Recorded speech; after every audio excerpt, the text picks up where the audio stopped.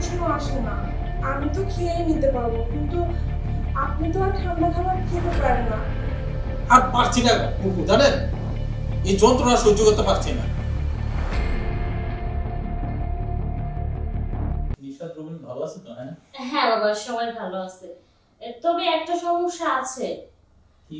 আমাদের বাড়ির পাশে যে জায়গাটা, ওইটা নিয়ে একটু ভেজাল চলতেছে। এটা তো এতদিনের সমাধান হয়ে যাওয়ার কথা ছিল। হ্যাঁ, উকিল বলছে যে অল্প দিনের মধ্যে এটা সফট হবে। ও আচ্ছা আচ্ছা।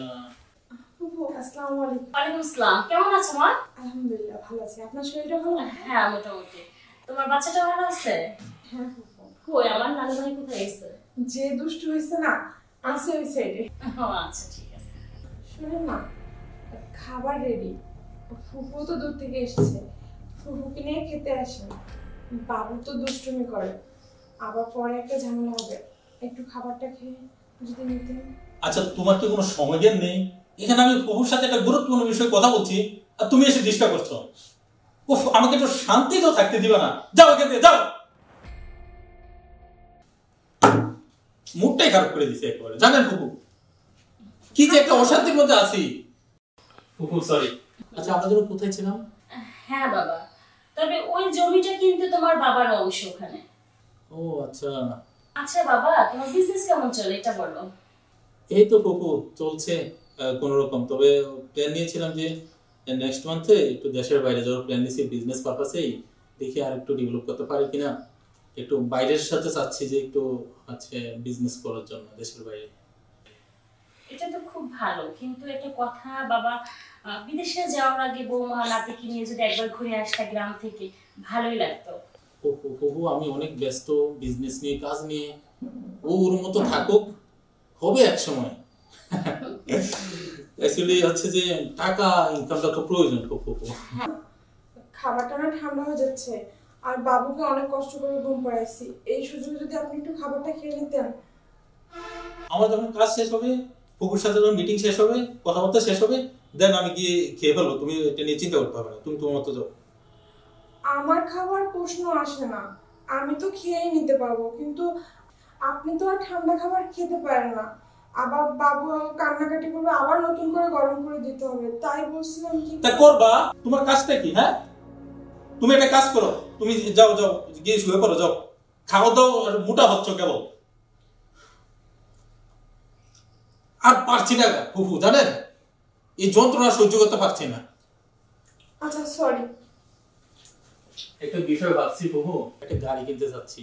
বিশেষ করে আমার রাজকন্যা স্কুলে আসা যাওয়ার জন্য চাচ্ছিলাম যে একটা গাড়ি হলে ভালো হয়। সবকিছু ঠিক আছে বাবা, তবে একটা কথা বলতে চাই তোমাকে আমি। তোমার মেয়ে যদি রাজকন্যা হয়, তাহলে মেয়ের মা সে তো রাজরানী। মানে ফুফু কি বললেন বুঝতে পারলাম না। বিষয়টা হচ্ছে, আমি 10 মিনিটের মধ্যে যতগুলো অপশন খুঁজে পেলাম, তুমি যেভাবে বৌমার সাথে আচরণ করো, আসলে এটা কিন্তু একদম ঠিক না।